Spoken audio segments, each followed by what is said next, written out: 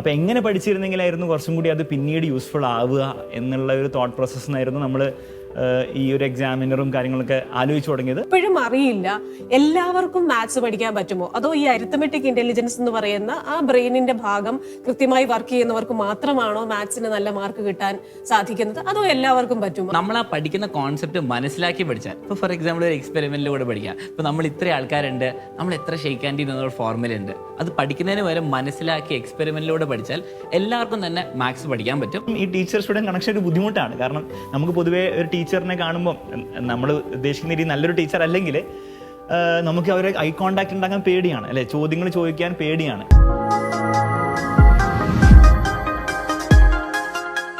നമസ്കാരം. എല്ലാത്തരം ക്രൂരതയുടെയും ഉറവിടം ബലഹീനതയാണ്. അതുകൊണ്ട് തന്നെ കുഞ്ഞുങ്ങളെ കരുത്തരായി വളർത്തണം, അവർ നല്ലവരായിരിക്കും. ഇത് പറഞ്ഞിരിക്കുന്നത് ഫ്രഞ്ച് തത്വചിന്തകനായ ജീൻ ജാക്വസ് റൂസോയാണ്. നല്ലൊരു സമൂഹത്തിനായി വിദ്യാഭ്യാസ രീതിക്കുള്ള പ്രാധാന്യമാണ് റൂസോ ഇവിടെ പറഞ്ഞു വെച്ചിരിക്കുന്നത്. പഠന ഭയമില്ലാതാക്കി കുട്ടികളെ എങ്ങനെ നല്ലവരാക്കാം, ബഹുമുഖ പ്രതിഭകളാക്കാം എന്ന് ചിന്തിക്കുന്ന രണ്ടുപേരാണ് ഇന്നത്തെ വാല്യൂ പ്ലസിന്റെ അതിഥി. എക്സാമിനർ ആപ്പിന്റെ ശില്പികളായ അലൻ തോമസും അലക്സ് തോമസും. Welcome to value plus. അപ്പൊ ആദ്യത്തെ ചോദ്യം രണ്ടുപേരോടും കൂടെയാണ്, രണ്ടുപേർക്കും അതിന്റെ ഉത്തരം പറയാം. നടൻ ശ്രീനിവാസൻ ഒരിക്കൽ പറഞ്ഞിട്ടുണ്ട്, എങ്ങനെ ഒരു നല്ല അച്ഛൻ ആകാതിരിക്കണം, അല്ലെങ്കിൽ എങ്ങനെ ഒരു ചീത്ത അച്ഛനാകാതിരിക്കണം, അല്ലെങ്കിൽ ഒരു നല്ല അച്ഛനാകണം. ഇത് ഞാൻ പഠിച്ചത് എൻ്റെ അച്ഛനിൽ നിന്നാണെന്ന് അച്ഛനോട് തന്നെ പറഞ്ഞിട്ടുണ്ടെന്ന് കേട്ടിട്ടുണ്ട്. എന്ന് പറഞ്ഞ പോലെ പലപ്പോഴും നമ്മളൊക്കെ പഠിക്കുമ്പം ആ ഒരു വിദ്യാഭ്യാസ രീതിയിൽ ചില പോരായ്മകൾ ഉണ്ടെന്ന് നമുക്ക് തോന്നാറുണ്ട്. അപ്പോൾ ആ പോരായ്മകളെ മറികടന്ന് പുതിയൊരു വിദ്യാഭ്യാസ സംവിധാനം കൊണ്ടുവരണം എന്നൊരു തോന്നൽ എപ്പോഴെങ്കിലും ഉണ്ടായിട്ടുണ്ടോ? ആ ഒരു തോന്നലിൻ്റെ ഭാഗമായിട്ടാണോ ഈ എക്സാമിനറിനൊരു ആ ഒരു രീതിയിലേക്ക് വന്ന ആ ഒരു പാതയിലേക്ക് വന്നത്?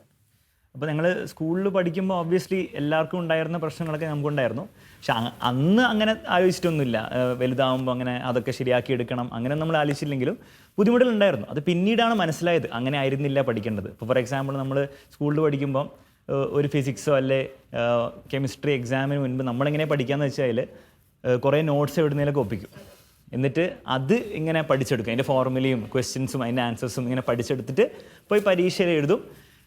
നമുക്ക് പെട്ടെന്ന് പഠിച്ചെടുക്കാൻ പറ്റുന്നവരാണെങ്കിൽ നല്ല മാർക്കും കിട്ടുകയും ചെയ്യും. പക്ഷേ ആ ഒരു ലേണിംഗ് കൊണ്ട് വലിയ കാര്യം ഉണ്ടായില്ല എന്നുള്ള കാര്യം പിന്നീട് ഞങ്ങൾ കോളേജിലൊക്കെ പോയിട്ട് വീണ്ടും അഡ്വാൻസ്ഡ് ആയിട്ട് പഠിക്കുമ്പോഴാണ് മനസ്സിലായി ആ ലേണിംഗ് കൊണ്ട് ശരിക്കും പറഞ്ഞാൽ കാര്യം ഉണ്ടായിട്ടില്ല. അപ്പോൾ അവിടെ വെച്ച് നമ്മൾ ചിന്തിച്ചിട്ടുണ്ട്, അപ്പോൾ അങ്ങനെ ആയിരുന്നെങ്കിൽ നമ്മൾ ഇത്രയും സമയം കുറേയൊക്കെ സമയം നമ്മൾ വേസ്റ്റ് ചെയ്യുകയല്ലേ ചെയ്തത് സ്കൂളിൽ ഈ ഫിസിക്സും കെമിസ്ട്രിയൊക്കെ പഠിച്ചിട്ട്. അപ്പോൾ എങ്ങനെ പഠിച്ചിരുന്നെങ്കിലായിരുന്നു കുറച്ചും കൂടി അത് പിന്നീട് യൂസ്ഫുൾ ആവുക എന്നുള്ള ഒരു തോട്ട് പ്രോസസ്സിനായിരുന്നു നമ്മൾ ഈ ഒരു എക്സാമിനറും കാര്യങ്ങളൊക്കെ ആലോചിച്ച് തുടങ്ങിയത്. മാത്രമല്ല നമുക്ക് ടീച്ചിങ്ങും ഇഷ്ടമായിരുന്നു. പണ്ട് മുതലേ നമുക്കിങ്ങനെ പറഞ്ഞു കൊടുക്കാനും കാര്യങ്ങളൊക്കെ എക്സ്പ്ലെയിൻ ചെയ്യാനും അന്ന് മുതലേ ഇഷ്ടമായിരുന്നു. അപ്പോൾ ഈ രണ്ട് കാര്യങ്ങളും കൂടെ ഒരുമിച്ച് വന്നപ്പോഴാണ് നമ്മൾ ഈ ഒരു എക്സാമിനറിലെ വീഡിയോസൊക്കെ ഇട്ട് തുടങ്ങിയത്. ഇവിടെ സെയിം ആണ്. യെസ്, അത് തന്നെ. ഇപ്പം നമുക്കിപ്പോൾ ഒരു ലെറ്റ്സ് സേ മാത്സ് എന്ന് പറയുമ്പോൾ എല്ലാവർക്കും ബുദ്ധിമുട്ടുള്ളൊരു കാര്യം പഠിക്കാൻ, മനസ്സിലാക്കാൻ ബുദ്ധിമുട്ടാണ്. നമ്മൾ എന്ത് പഠിക്കുമ്പോഴും ഒരു ഫോർമുല ഉണ്ടാവും, പഠിക്കും, ബൈ ഹാർട്ട് ചെയ്യും, എക്സാമിന് എഴുതും. എങ്ങനെ ആ ഫോർമുല ഒന്നും എന്തിനു ഉപയോഗിക്കണമെന്ന് പ്രോപ്പറായിട്ട് മനസ്സിലായിട്ടില്ല. ഇപ്പോൾ ഒരു സിമ്പിൾ എക്സാമ്പിൾ പറയുകയാണെങ്കിൽ +1 മാത്സിൽ പഠിക്കാനുള്ള നമ്മളിപ്പോൾ ഒരു 3 ആൾക്കാർ ഇവിടെ ഇരിക്കുന്നുണ്ട്. ഈ 3 ആൾക്കാർ ഈ ബെഞ്ചിൽ എത്ര രീതിയിൽ ഇരുത്താമെന്ന് കുറേ ഫോർമുല പഠിക്കാനുണ്ട്. ഒരു n ഫാക്ടോറിയൽ കുട്ടികൾ പഠിക്കും, അത് എക്സാമിൽ എഴുതും, എന്താണെന്നും കൂടി അറിയില്ല. അപ്പോൾ നമ്മൾ ഈ 3 ആൾക്കാർ നമ്മളിപ്പോൾ ക്ലാസ്സിലാകുമ്പോൾ നമ്മളിത് എക്സ്പെരിമെൻറ്റിലൂടെ കാണിച്ചു കൊടുക്കും. എക്സ്പെരിമെൻറ്റിലൂടെ കാണിച്ചു കൊടുത്താൽ ഞാനിപ്പോൾ ഒരു പ്രാവശ്യം കാണിച്ചു തന്നാൽ പിന്നെ ഒരിക്കലും മറക്കില്ല. അത് എനിക്ക് ഗ്യാരണ്ടി ചെയ്യാൻ പറ്റും, കുട്ടികൾക്ക് അത് എക്സ്പീരിയൻസ് ചെയ്യാൻ പറ്റും. അപ്പോൾ നമ്മൾ ഈ 3 ആൾക്കാർ നമ്മൾ എന്തെങ്കിലും ക്ലാസ്സിൽ വന്നുകൊണ്ട് ഇരുത്തൊരു ബെഞ്ചിൽ, എന്നിട്ട് ആദ്യം ഈ അറേഞ്ച്മെൻറ്റ്, പിന്നെ നമ്മൾ ഷഫിൾ ചെയ്യും അങ്ങോട്ട്, പിന്നെ ഇങ്ങോട്ട് ഷഫിൾ ചെയ്യും. അങ്ങനെ ഷഫിൾ ചെയ്ത് കാണുമ്പോൾ അവർക്ക് മനസ്സിലാവും ഈ n ഫാക്ടോറിയൽ എന്നുള്ള സിമ്പിൾ ഫോർമുല എങ്ങനെ വന്നു, എങ്ങനെ നമുക്കത് പഠിക്കാമെന്ന്. പിന്നെ ആ കുട്ടി ഒരിക്കലും അത് മറക്കില്ല. ഇങ്ങനെ എക്സ്പെരിമെൻറ്റിൽ കൂടെ പഠിച്ച കാര്യം ഞാൻ പണ്ട് പഠിച്ചൊക്കെ ഓർക്കുന്നുണ്ട്. അതുകൊണ്ട് തന്നെ ഇപ്പോൾ നമ്മുടെ കുട്ടികളൊക്കെ എല്ലാ എക്സ്പെരിമെൻറ്റിലും കൂടിയും ആ സയൻറ്റിഫിക് മെത്തേഡിൽ പഠിപ്പിക്കും. അപ്പോൾ ആ കുട്ടി എക്സ്പീരിയൻസ് ചെയ്യുന്നത് ഒരു സിമ്പിൾ ആക്ട് ഓഫ് ടീച്ചിങ് അല്ല, ഒരു പെർഫോമൻസാണ്. അപ്പോൾ ആ കുട്ടി ഒരിക്കലും മറക്കില്ലാത്തൊരു എക്സ്പീരിയൻസ് ആണ് അവിടെ ഉണ്ടാകുന്നത്. അപ്പോൾ ഇവിടെ എനിക്ക് തോന്നുന്നൊരു സംശയം, നമ്മൾ ഈ ലേണിംഗ് ബൈ ഡൂയിങ് എന്നൊക്കെ പറഞ്ഞ് നമ്മൾ പഠിക്കുന്ന കാര്യങ്ങളാണ്. അപ്പോൾ ഒരു കാര്യം ചെയ്ത് പഠിക്കുമ്പോൾ അല്ലെങ്കിൽ ആ അനുഭവങ്ങളിലൂടെ പഠിക്കുമ്പോൾ അതിന് എന്തായാലും മെച്ചമുണ്ടാകും.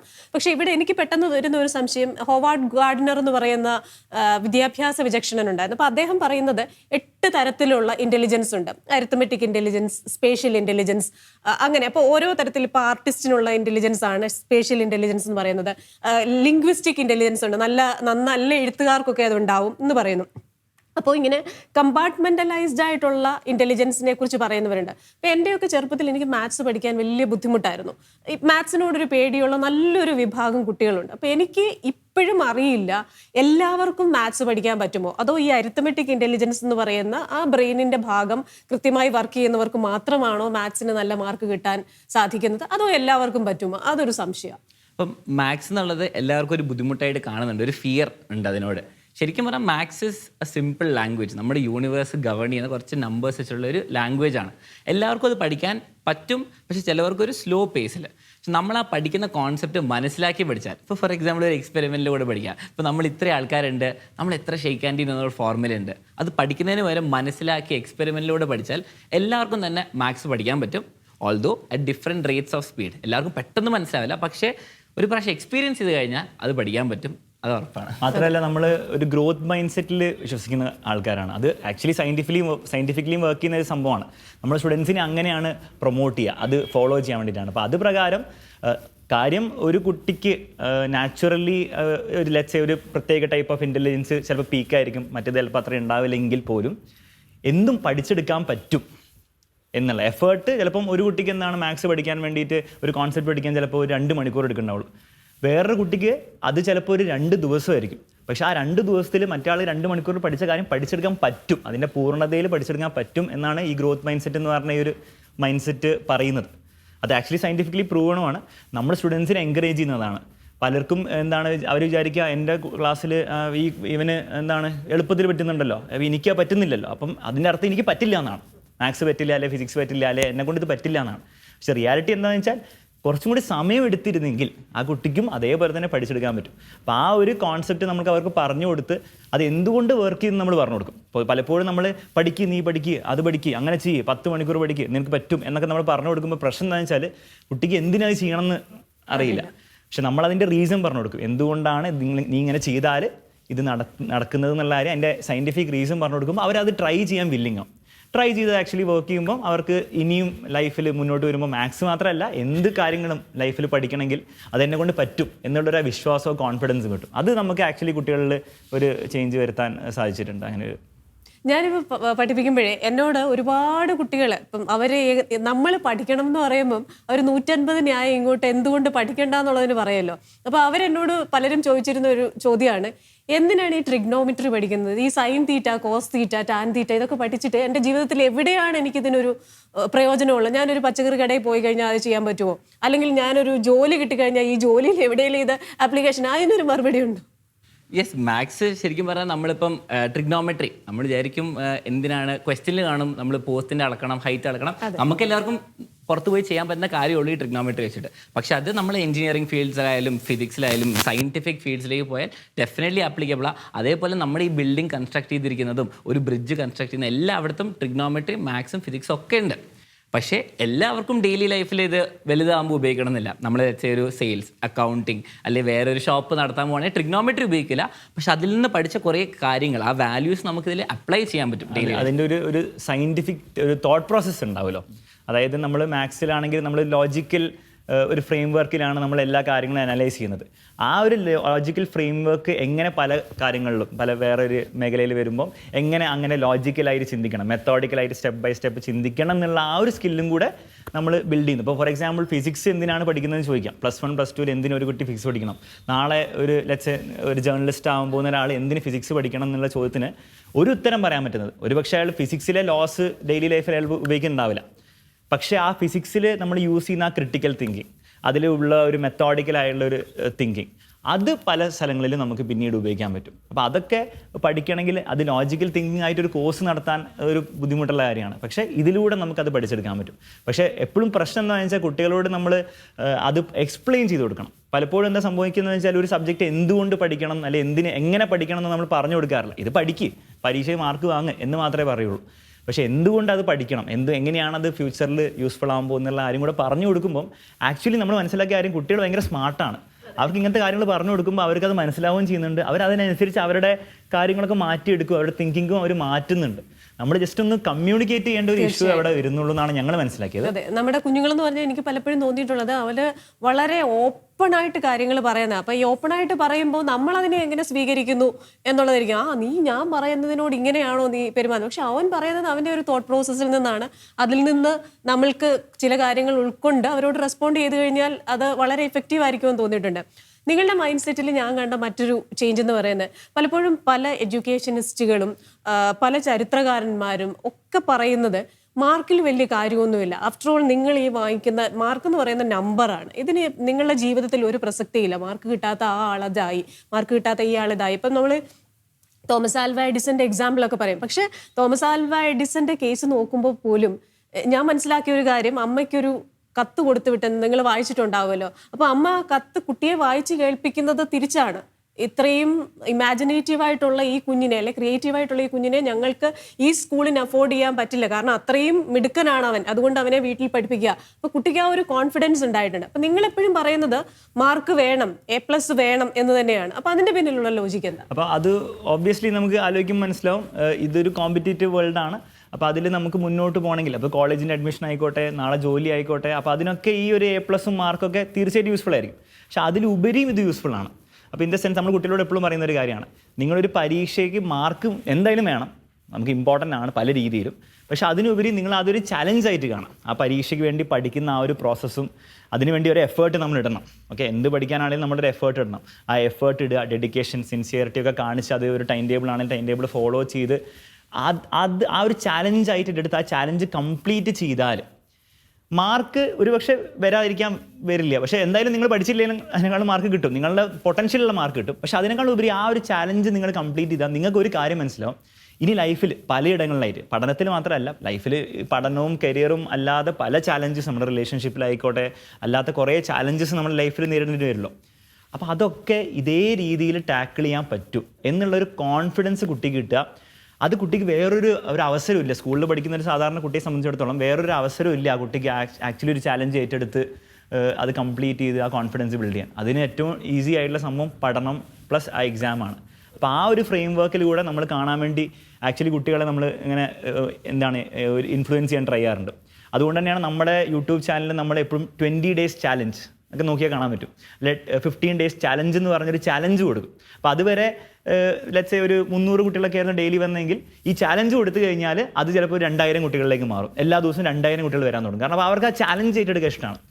എന്നിട്ട് അത് കംപ്ലീറ്റ് ചെയ്ത് കഴിഞ്ഞാൽ മാർക്ക് കിട്ടുന്നതിന് മുൻപ് തന്നെ, പരീക്ഷ എഴുതുന്നതിന് മുൻപ് തന്നെ അവർക്ക് ആ കോൺഫിഡൻസ് കിട്ടി, എന്നെക്കൊണ്ട് പറ്റി, ഇത് ചാലഞ്ച് കംപ്ലീറ്റ് ചെയ്യാൻ പറ്റി. അപ്പോൾ ആ ഒരു കോൺഫിഡൻസ് നമുക്ക് ഉണ്ടാക്കി കൊടുക്കണമെന്നുണ്ട്. കാരണം പലയിടങ്ങളിൽ അത് യൂസ്ഫുൾ ആയിരിക്കും. പണ്ട് മുതലേ അത്തരത്തിലൊരു അബദ്ധ ധാരണ, അതായത് ഈ മാർക്ക് എന്ന് പറയുന്നത് എന്തോ ഒരു ദുർഭൂതം പോലെയുള്ള കാര്യമാണ്. മാർക്ക് എന്ന് പറയുന്നത് നമുക്ക് അച്ചീവ് ചെയ്യാൻ പറ്റത്തില്ല. അപ്പോൾ ഇത് വരുന്നത് ഒരു പേടിയിൽ നിന്നാണെന്ന് എനിക്ക് തോന്നുന്നുണ്ട്. ഇപ്പം നമ്മുടെ കുഞ്ഞുങ്ങൾ ക്രിക്കറ്റ് കളിക്കാൻ പോകുന്നില്ലേ, ഫുട്ബോൾ കളിക്കാൻ പോകുന്നില്ലേ, അപ്പോൾ അതിൽ അവർ ജയിക്കണം എന്ന് വിചാരിച്ചിടാം. പക്ഷേ നമ്മൾ ജയം അൾട്ടിമേറ്റ് അല്ല, ചിലപ്പോൾ തോക്കാറുണ്ടോ, അതിനെയൊക്കെ അവർ വളരെ കൂളായിട്ട് ഫേസ് ചെയ്യുന്നില്ലേ. കുറച്ചു നേരം അവർക്കൊരു സങ്കടം തോന്നിയെന്ന് പറഞ്ഞാലും പെട്ടെന്ന് അടുത്ത മാച്ച് വരുമ്പോഴത്തേക്ക് അവർ വളരെ ഓൾറൈറ്റ് ആയിട്ട് വരും. പക്ഷേ പഠനത്തിന്റെ കാര്യത്തിൽ ഇത് പലപ്പോഴും സംഭവിക്കുന്നില്ല. ഈ പറയുന്ന മാർക്ക് ഇപ്പോഴും ഒരു ദുർഭൂതമായിട്ട്, പക്ഷേ ഈ പറഞ്ഞതുപോലെ തന്നെ നമ്മൾ ഡീകോഡ് ചെയ്തിട്ട് മാർക്ക് അങ്ങനെ ഒരു ദുർഭൂതമല്ല, ഇത് മറ്റേതൊരു ഗെയിം പോലെയും ഒരു ഗെയിമാണ്. ആ ഗെയിമിനെ നമ്മൾ ഫേസ് ചെയ്യുക, ജയിക്കുക, തോൽക്കുക. പക്ഷേ ജയിക്കുക എന്നുള്ളതായിരിക്കണം നമ്മുടെ ഒരു എയിം എന്നുള്ള ഒരു സൈക്കോളജിക്കൽ കണ്ടീഷനിലേക്ക് കുഞ്ഞുങ്ങളെ കൊണ്ടുവരിക. അതാണെന്ന് തോന്നുന്നു അല്ലേ? പിന്നെ എനിക്ക് ചോദിക്കാനുള്ളത്, സാധാരണഗതിയിൽ ഞാനൊരു 10-11 വർഷം മുമ്പ് വിദ്യാഭ്യാസ മേഖല വിട്ട ആളാണ്, പഠിപ്പിച്ചുകൊണ്ടിരുന്നത്. അപ്പോൾ ഞാൻ പഠിപ്പിച്ചുകൊണ്ടിരിക്കുമ്പോൾ പലപ്പോഴും കുഞ്ഞുങ്ങളെ നമ്മൾ ക്ലാസ്സിൽ നമ്മുടെ അറ്റൻഷൻ വേണം എന്ന് പറയുമ്പോൾ അവർ ചിലപ്പോൾ റെഡി ആയെന്ന് വരില്ല. അവരിൽ ചിലർക്ക് ഒരു 20 മിനിറ്റ് ഒക്കെ കഴിയുമ്പോൾ അറ്റൻഷൻ സ്പാൻ പോകും. പക്ഷേ അതേസമയം ചിലപ്പോൾ ഫേസ്ബുക്കിൽ, അന്ന് ഫേസ്ബുക്ക് ഒന്നും ഇത്രയും ആക്റ്റീവ് അല്ല, ഫേസ്ബുക്കിൽ ആരെങ്കിലും ഓൺലൈനിൽ കണ്ടു കഴിഞ്ഞാൽ ഞാൻ ചോദിക്കും, ഇന്നലെ തന്ന ആ ഒരു ഇത് നീ പഠിച്ചിരുന്നോ, അല്ലെങ്കിൽ GDPയുടെ ആ പ്രോബ്ലം വർക്കൗട്ട്. അപ്പോൾ അവർ റെസ്പോണ്ട് ചെയ്യും. അപ്പോൾ എനിക്ക് തോന്നുന്നു ഈ സോഷ്യൽ മീഡിയ അല്ലെങ്കിൽ ഓൺലൈൻ ലൈവ് എന്ന് പറയുന്നതിനോട് നമ്മുടെ ഈ പുതിയ ജനറേഷൻ അവരെ തെറ്റു പറഞ്ഞിട്ട് കാര്യമുണ്ടെന്ന് തോന്നുന്നില്ല. ആ ക്ലാസ് റൂമിൽ ചിലപ്പോൾ ആ ഒരു ബോക്സ് ടൈപ്പ് റൂമിൽ അടക്കിയിരുത്തി പഠിപ്പിക്കുന്നതിലും അവൻ അവൻ്റെതായ കംഫർട്ടബിൾ എൻവയോൺമെന്റിൽ ഒരു ലൈവ് സാഹചര്യത്തിൽ വരുന്നതായിരിക്കും ഇഷ്ടമെന്ന് എനിക്ക് അന്ന് തോന്നിയിട്ടുണ്ട്. അപ്പം നിങ്ങളുടെ ഈ ലൈവ് ക്ലാസ് എന്ന് പറയുന്നത് അതിനോട് ഒരുപാട് അടുത്ത് നിൽക്കുന്നുണ്ട്. അവരുടേതായ രീതിയിൽ അവർക്ക് റിയാക്ട് ചെയ്യാം. മറ്റേ നമ്മൾ ക്ലാസ് റൂമിൽ ഇരിക്കുമ്പോൾ ടീച്ചേഴ്സിനോട് നമുക്ക് മിണ്ടാൻ പേടിയാണ്. പക്ഷേ ഇവിടെ നിങ്ങൾ ഒരു ഇമോജിയിൽ നിങ്ങൾക്ക് കമന്റ് ചെയ്യാം എന്ന് പറയുന്നുണ്ട്. ഒരു പ്ലെയിൻ അല്ലെങ്കിൽ ഒരു സാറ്റലൈറ്റ് അതിൻ്റെ ഒരു ഇമോജി നിങ്ങൾക്ക് ഇട്ട് നിങ്ങൾക്ക് കമന്റ് ചെയ്യാവുന്നത്. അപ്പം ഈ ലൈവ് ക്ലാസിന്റെ ഒരു പ്രാധാന്യത്തെക്കുറിച്ച് പറയും.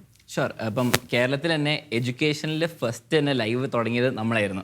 അപ്പോൾ ആദ്യമൊക്കെ തുടങ്ങുമ്പോൾ നമ്മൾ കുട്ടികളുടെ ക്ലാസ് എടുക്കും, നമ്മളൊരു ടോപ്പിക് എടുക്കും, അതും എക്സാം ടൈമിലായിരിക്കും നമ്മൾ എടുക്കുക. അപ്പോൾ കുറച്ച് കുട്ടികൾ വരും, ഒരു 300, 400, 1000 ഒക്കെ വരുമായിരുന്നു. പിന്നെ നമ്മൾ കുറച്ച് വർഷങ്ങളായിട്ട് നമ്മൾ എന്ത് ചെയ്തു, ഡെയിലി ലൈവ് കൾച്ചർ നമ്മൾ ഉണ്ടാക്കിയെടുത്തു കേരളത്തിൽ. ഇപ്പം നമ്മുടെ കാലത്ത് നമ്മൾ പഠിക്കുക എന്ന് പറയുമ്പോൾ എക്സാം പേടിച്ച് നമ്മൾ വീട്ടിൽ തന്നെ ഇരുന്നിട്ട് ഒരു ബുക്ക് എടുക്കും, ഫോർമുലയൊക്കെ പഠിക്കും, ഏതെങ്കിലും ഒരു ഫ്രണ്ടിനെയൊക്കെ വിളിച്ചു പോകും, അല്ലേ? എക്സ്പീരിയൻസ് ഉണ്ടാവും. അപ്പം ഞങ്ങളുടെ കാലത്തും അങ്ങനെയായിരുന്നു. പക്ഷേ ഇന്ന് കേരളത്തിലെ ഒരു സ്റ്റുഡൻറ്റിനോട് പോയി ചോദിക്കുകയാണ്, എന്താണെന്ന് വൈകുന്നേരം പഠിക്കണമെന്നില്ലേ? അപ്പോൾ അവർ ചോദിച്ചാൽ പറയും 7:30 ലൈവ്, എക്സാമിനർ ലൈവ് ഉണ്ട്. അത് എക്സാം ഒന്നും അടുത്തുണ്ടാവില്ല, അവർ വന്ന് കാണും. അത് 1-2 കുട്ടികളല്ല, 1000കണക്കിന് കുട്ടികൾ. ഇപ്പോൾ നമ്മൾ പറഞ്ഞാൽ ഈ ചാലഞ്ചൊക്കെ വെക്കുമ്പോൾ കുട്ടികൾക്ക് വന്ന് കാണാനൊരു പ്ലാറ്റ്ഫോമാണ്. ആൻഡ് നമ്മുടെ ക്ലാസ്സസ് നമ്മളിങ്ങനെ നമ്മൾ പണ്ടത്തെ ഒരു ഫിയർ ഫാക്ടറിലല്ല റൺ ചെയ്യുക. നമ്മൾ ഇന്ന് പഠിക്കണം അങ്ങനെയൊന്നുമല്ല, നമ്മളൊരു പെർഫോമൻസാണ്. ഇപ്പം നമ്മൾ എക്സ്പെരിമെൻറ്റും കൂടി ഭയങ്കര എനർജറ്റിക് ആയിട്ട് ക്ലാസ്സിൽ പോകുമ്പോൾ ഞങ്ങൾ വേറെ തന്നെ ആൾക്കാരാണ്. ഫുൾ എനർജറ്റിക് കോമഡിയും നമുക്ക് അവർക്ക് ഇഷ്ടമുള്ള മൂവി വെച്ചിട്ടൊക്കെ റിലേറ്റ് ചെയ്തിട്ട് ഓരോ കോൺസെപ്റ്റ് പഠിക്കും. അപ്പോൾ കുട്ടികൾ വന്ന് കാണും. ഇതൊരു കുട്ടി വോളണ്ടിയറിലി എല്ലാ ദിവസവും വന്ന് ലൈവ് കാണണമെങ്കിൽ ഞങ്ങൾക്ക് വിളിച്ച് വീട്ടിൽ പറയാൻ പറ്റില്ല ഇന്ന് ലൈവ് കാണണമെന്ന്. അപ്പം യൂട്യൂബിലെ ഒരു ഫ്രീ ക്ലാസ് ഒക്കെ ആണെങ്കിൽ നമുക്ക് ഒരിക്കലും നീ കാണണം, കണ്ടിട്ടില്ലേ അങ്ങനെയൊക്കെ പറഞ്ഞിട്ട് കാര്യമില്ല. കാരണം ആ കുട്ടിയുടെ ഡിസ്ക്രിപ്ഷനാണ് കാണണോ വേണ്ടിയോ എന്നുള്ള കാര്യം. പക്ഷേ എങ്കിലും ഡെയിലി ഇത്രയും കുട്ടികൾ വന്നിരുന്ന് കാണുന്നുണ്ട്. ഇതിന് വേറൊരു കാര്യം എന്താണെന്ന് വെച്ചാൽ പലപ്പോഴും നമ്മൾ ഒരു ഓഫ്ലൈൻ, ഇപ്പം നമ്മൾ എപ്പോഴും ഓൺലൈനിൽ പല ഡിസഡ്വാൻറ്റേജസ് ഉണ്ടെന്ന് പറയും. ടീച്ചർ സ്റ്റുഡൻറ്റ് കണക്ഷൻ അത് തീർച്ചയായിട്ടും ഉണ്ട്. ടീച്ചർ സ്റ്റുഡൻറ്റ് കണക്ഷനൊക്കെ നമുക്ക് കിട്ടാറില്ല. പക്ഷേ അത് ഒരു രീതിയിൽ നല്ലതുമാണ്. പലപ്പോഴും ഈ ടീച്ചർ സ്റ്റുഡൻറ്റ് കണക്ഷൻ ഒരു ബുദ്ധിമുട്ടാണ്. കാരണം നമുക്ക് പൊതുവേ ഒരു ടീച്ചറിനെ കാണുമ്പോൾ നമ്മൾ ഉദ്ദേശിക്കുന്ന രീതി നല്ലൊരു ടീച്ചർ അല്ലെങ്കിൽ നമുക്ക് അവരെ ഐ കോണ്ടാക്ട് ഉണ്ടാക്കാൻ പേടിയാണ്, അല്ലേ? ചോദ്യങ്ങൾ ചോദിക്കാൻ പേടിയാണ്, എന്ത് ചോദിക്കാനൊക്കെ പേടിയാണ് ഭൂരിപക്ഷെ കുറേ കുട്ടികൾക്ക് ഉണ്ടാകാറ്. നമ്മളും കാണലുണ്ട് കുട്ടികൾക്ക് അങ്ങനെ ഒരു പേടി.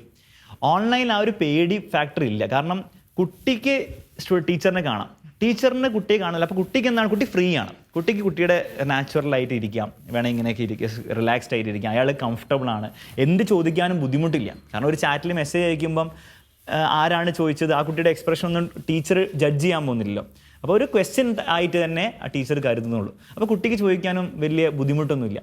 അത് ഓഫ്ലൈൻ ക്ലാസ്സിലേക്ക് നമ്മൾ വരുമ്പോൾ അവിടെ നമ്മൾ കാണുന്നുണ്ട് കുട്ടികൾക്ക് പൊതുവേ നമ്മൾ എത്ര ഫ്രണ്ട്ലി ആയിട്ട് എടുത്താലും നമ്മളെപ്പോഴും പറയും നിങ്ങൾക്ക് എന്ത് വേണേൽ ചോദിക്കാം എന്ന് പറയുമ്പോൾ പോലും കുട്ടികൾക്ക് പൊതുവേ എന്താണ് കൈയൊക്കെ പൊക്കി ചോദിക്കാൻ മടിയാണ്. അത് ടീച്ചറിനെ പേടിയുള്ളതുകൊണ്ടായിരിക്കില്ല, ചിലപ്പോൾ ചുറ്റുള്ള ആൾക്കാരെ അവരെ ഓർത്തിട്ടോ അല്ലെ സെൽഫ് കോൺഷ്യസ് ആയതുകൊണ്ടായിരിക്കും. ഓൺലൈനിൽ ആ ഒരു പ്രശ്നമില്ല, ആർക്കും എന്ത് വേണേൽ ചോദിക്കാം, ആക്ച്വലി ചോദിക്കുകയും ചെയ്യും.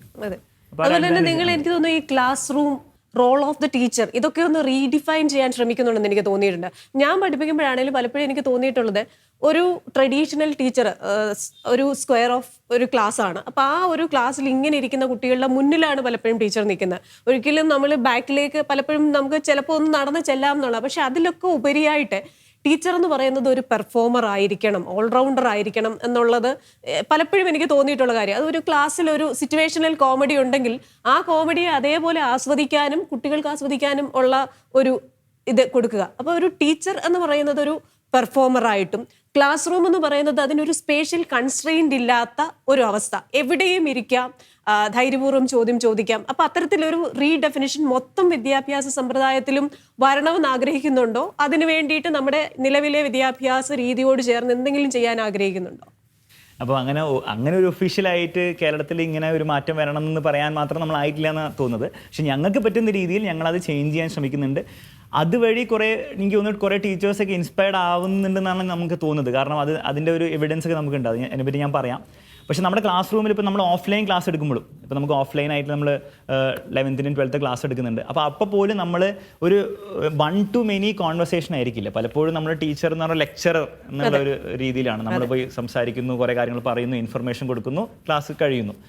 ഞങ്ങളുടെ ക്ലാസ്സിൽ കുറച്ചുകൂടി നമ്മുടെ യൂട്യൂബിലൊക്കെ ഇതിപ്പോൾ നമ്മൾ വെറുതെ പറയുന്നതല്ല, നമ്മൾ ആക്ച്വലി യൂട്യൂബിലെ ഷോർട്സിൽ നമ്മൾ ഓഫ്ലൈൻ്റെ ക്ലാസ്സുകളൊക്കെ ചെറുതായിട്ട് അപ്ലോഡ് ചെയ്യാറുണ്ട്.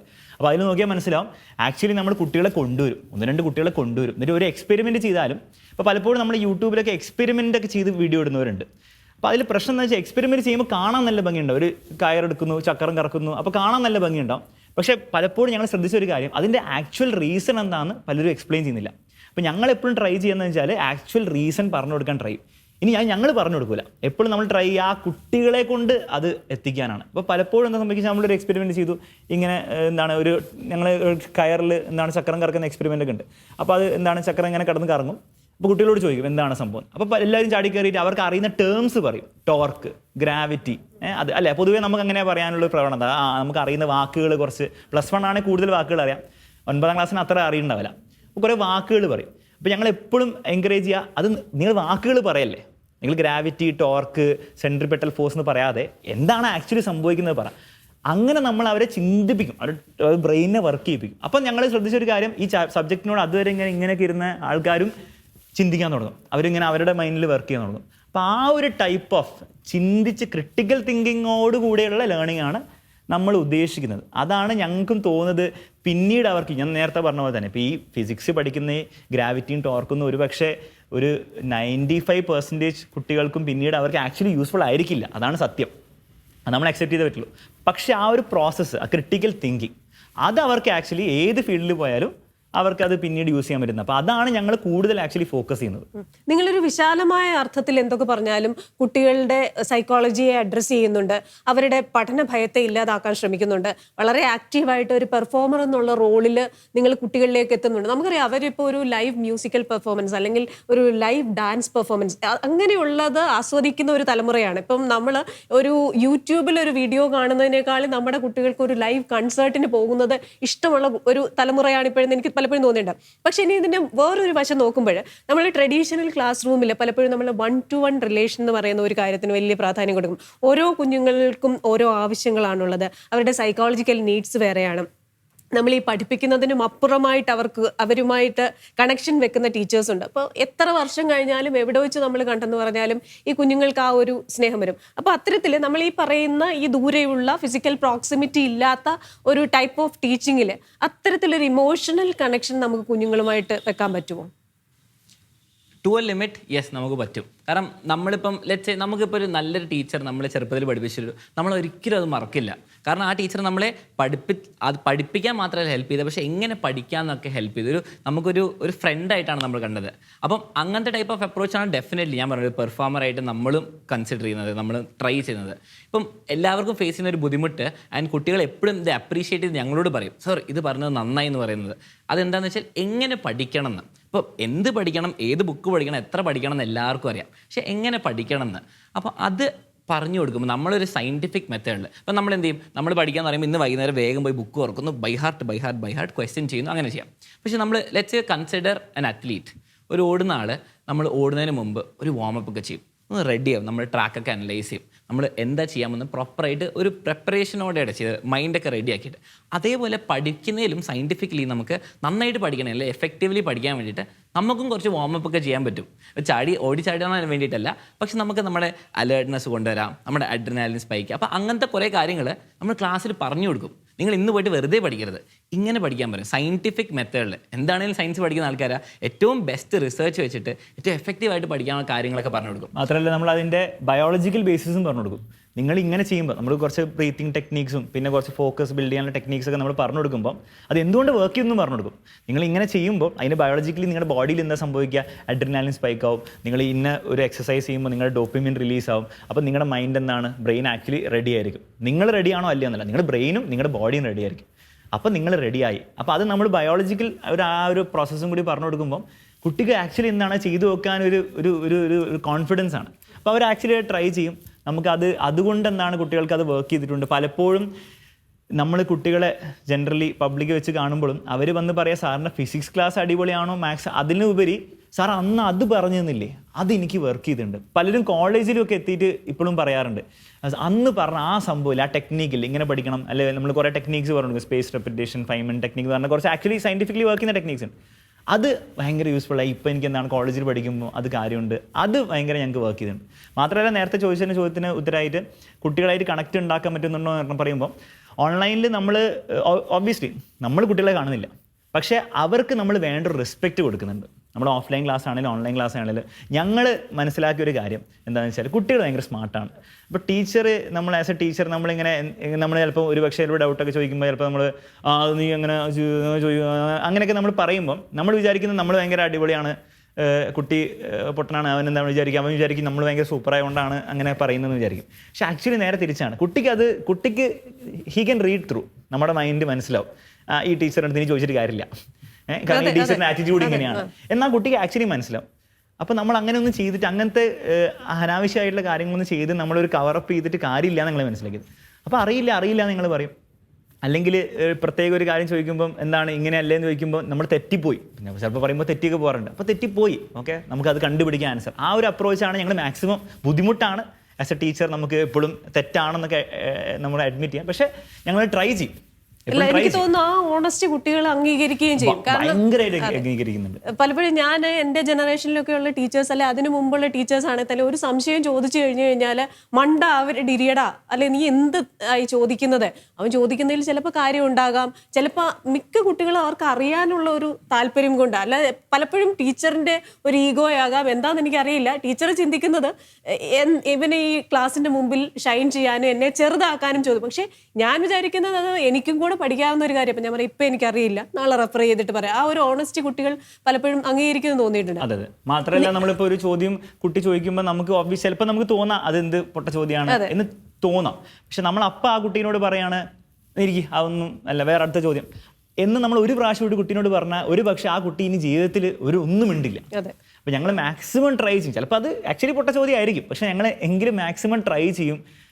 ഓക്കെ, അത് നല്ലൊരു പോയിന്റാണ്, പക്ഷെ അതിലെ പ്രശ്നം ഇതാണ്, ഒന്നുകൂടി ചിന്തിച്ചു നോക്കൂ എന്ന് പറയാനുള്ള അപ്രോച്ച് ഞങ്ങളും ട്രൈ ചെയ്യും. ഞങ്ങളുടെ ഫാക്കൽറ്റീസ് ഇപ്പം 50ഓളം ടീച്ചേഴ്സാണ് നമ്മളോട് പഠിപ്പിക്കുന്നത്. അപ്പോൾ അവരോടൊക്കെ നമ്മൾ പറയുന്ന കാര്യമാണ്, നിങ്ങൾക്ക് ചിലപ്പോൾ പൊട്ടത്തരായിട്ട് തോന്നാം, പക്ഷെ നിങ്ങൾ അതിനെ എങ്ങനെയും എൻകറേജ് ചെയ്യാൻ വേണ്ടി ട്രൈ ചെയ്യാം. അതെ, ഒരു ക്ലാസ്സിൽ ഞാൻ എപ്പോഴും ചിന്തിക്കുന്ന ഒരു കാര്യം, ഏറ്റവും മോശമെന്ന് കരുതുന്ന ഒരു കുഞ്ഞ് അവൻ എഴുന്നേറ്റ് ധൈര്യമായ ഒരു ചോദ്യം ചോദിക്കാൻ ഏത് ക്ലാസ്സിൽ അത് സാധിക്കുന്നോ ആ ക്ലാസ് ആണ് ശരിക്കും പറഞ്ഞു കഴിഞ്ഞാൽ ഒരു അധ്യാപകനും കുട്ടിയും തമ്മിലുള്ള എപ്പോഴും. അപ്പം ഞാൻ എന്ത് വേണമെങ്കിലും നിങ്ങൾ ചോദിച്ചോളൂ, ചോദിക്കുന്നതിൽ തെറ്റുണ്ടായിക്കോട്ടെ എന്ന് പറഞ്ഞിട്ടുണ്ട്. അപ്പം മറ്റൊരു കാര്യം, നിങ്ങൾ പുതിയൊരു ജനറേഷൻ്റെ ഭാഗമായി എനിക്ക് തോന്നുന്നു ഞാനൊക്കെ പഠിപ്പിക്കുന്ന കാര്യത്തിൽ നിങ്ങൾ ചിലപ്പോൾ പഠിക്കുന്നുണ്ടാകത്തേ ഉള്ളൂ നിങ്ങളുടെ ഇയർലി ക്ലാസ്സസ്. പക്ഷേ നിങ്ങളുടെ കേസിൽ ഞാൻ ആ ചോദിച്ച ചോദ്യവുമായിട്ട് കണക്ട് ചെയ്യുന്നത്, നമ്മൾ കുട്ടികളുമായി കണക്ഷൻ പറ്റുമോ എന്ന് ചോദിച്ചാൽ ഞാൻ എപ്പോഴും ക്ലാസ് ചെയ്യുന്ന കുഞ്ഞുങ്ങളെ മക്കളെ എന്നായിരുന്നു വിളിക്കുന്നത് ജനറലി. നിങ്ങൾ ഈ യങ്സ്റ്റേഴ്സ് ആണ് നിങ്ങളുടെ ഈ ആപ്പിലുള്ള മുഴുവൻ വർക്ക് ചെയ്യുന്ന മുഴുവൻ ആൾക്കാർ, പക്ഷെ നിങ്ങൾ വിളിക്കുന്നത് മക്കളെ എന്നാ. അത് നിങ്ങളുടെ ഒരു ടെക്നിക്കാണോ അതോ മനസ്സിൽ നിന്ന് വിളിക്കുന്നതാണോ? നമുക്കത് ആദ്യമൊക്കെ നമുക്ക് എന്ത് അഡ്രസ് ചെയ്യണമെന്നറിയില്ല, കുട്ടികളെ സ്റ്റുഡൻസിന് വിളിക്കണമെന്ന് അറിയില്ല. പക്ഷെ നമുക്ക് നാച്ചുറലി ഒരു സ്നേഹം തോന്നും. അവർ നമ്മളോടുള്ള അപ്രീസിയേഷൻ കാണിക്കുമ്പോൾ നമ്മളും തിരിച്ച് മക്കളെ ഇന്ന് നമുക്ക് പഠിക്കണം, നമ്മൾ ഫ്രണ്ട്ലി ആയിട്ട്. അതും അവരെ കുട്ടികളായി, നിങ്ങൾ കുട്ടികളാണ് അങ്ങനെയല്ല കാണുന്നത്, അവരാണ് ഈ ബാക്ക് ബോൺ, ഈ മൊത്തം എഡ്യൂക്കേഷൻ നമ്മുടെ ഈ എക്സാമിനറിന്. അപ്പോൾ അവരെ നമ്മൾ റെസ്പെക്റ്റോടെ മക്കളെ എന്ന് വിളിക്കും, സ്നേഹത്തോടെയും വിളിക്കും. അവർക്കും അത് ഇഷ്ടമാണ്, അവർ തിരിച്ചും നമ്മളെ സ്നേഹത്തോടെ എല്ലാം ഹാർട്ട് ഇമോജി ആണെങ്കിലും ഫയർ ഇമോജി ആണെങ്കിലൊക്കെ അയക്കും. അപ്പം ഇപ്പം നമ്മൾ പറഞ്ഞ പോലെ ഈ സ്ട്രെസ് ഫ്രീ എൻവയറമെൻറ്റ് അങ്ങനെയുള്ളപ്പോൾ നമുക്കും അങ്ങോട്ട് റെസ്പെക്റ്റ് ഉണ്ടാവും, കുട്ടികൾക്ക് ഇങ്ങോട്ടുണ്ടാവും. അവിടെയാണ് ഒരു കുട്ടി ആക്ച്വലി ത്രൈവ് ചെയ്യുക സ്റ്റഡീസിൽ. ഇപ്പോൾ ഉള്ള എല്ലായിടത്തും ഒരു സ്ട്രിക്റ്റ് ആണ്, കുട്ടിക്ക് ചോദിക്കാൻ പേടി, പഠിക്കാൻ പേടി, എന്താണേലും പേടി.